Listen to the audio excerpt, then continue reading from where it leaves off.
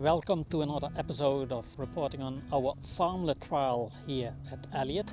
It is the start of the third season. It all starts off with our cows being selected. What we do in our case, at the start of every season, we make sure that the cows that go into the farmlet are balanced so that they are similar herds with similar age cows, similar production capacity, similar body weight and the like.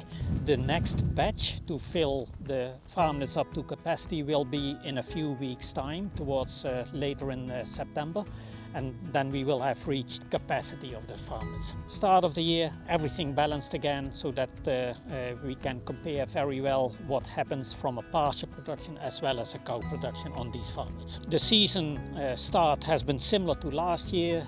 They are in here now a couple of weeks. They have settled. All cows on our farm go to a normal transition management, or normal for the farm. They are being drafted in here when they are around or very close to 20 days in lactation on average. So they have gone through that transition management. They do receive a little bit of lucerne silage in the first couple of weeks of their lactation when they are fresh. Our cows don't receive it anymore. There's enough grass in the paddock at the moment, and the grass that they get is still grass that has grown over a long period of time. So fiber should be okay for the cows.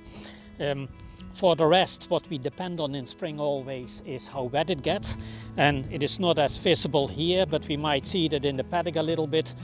We have had a fair bit of rain over the last few weeks. Luckily it's a beautiful day today and everything has dried out a little bit, but a couple of days ago it was rather wet, and there was a little bit of threading starting to happen, and we'll have a look at that a little bit.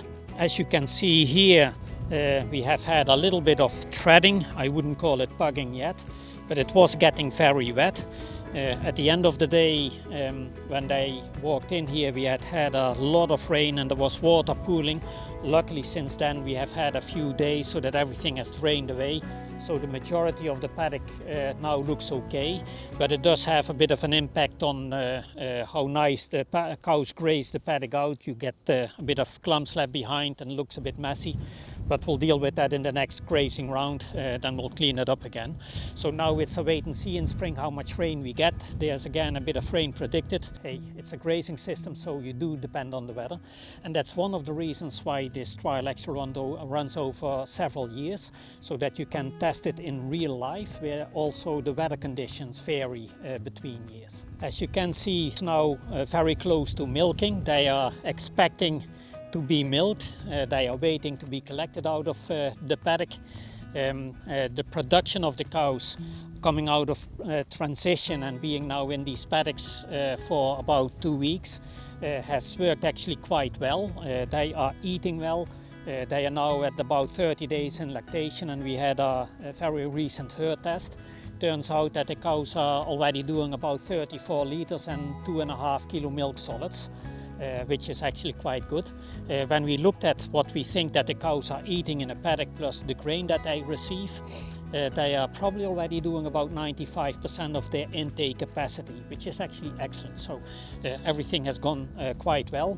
The challenge will be the rainy days when it is so wet that they can't eat as well as they want to, but hey, that's part of the system. As you will have seen on our cows, we have halter collars to monitor their behavior, so we can see what grazing time they have and what time they spend ruminating. And we also use it for setting up break fences, and the system is also being used to call cows out of the paddock to bring towards our dairy. And there you see one of our farmlet herds walking. They have been called out of the paddock, and they are being brought towards the dairy by halter. They walk on their own. Halter guides them at their own speed to the dairy. The wet conditions make grazing a little bit more challenging. If you look at where we are at now with our farmlets, the cover coming out of winter was brought to a fairly high level, so that we have a bit of a buffer going into spring. With our cows. We are managing carefully that there's enough grass available going into spring, and our spring rotation planner says that we are about okay. We have a few paddocks that have a fairly high cover, and we have to kind of manage that now a little bit. But that is also a little bit of a buffer that we have, and we'll eat a little bit into that.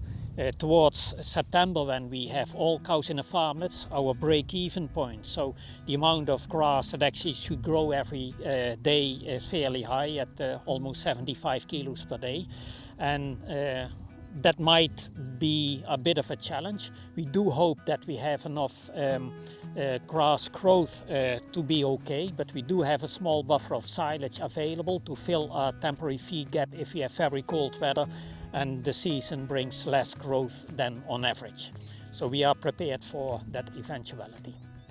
Spring is always the most challenging period of the year, and we are trying to get through it as good as possible. And we don't know what kind of challenges the weather will bring us.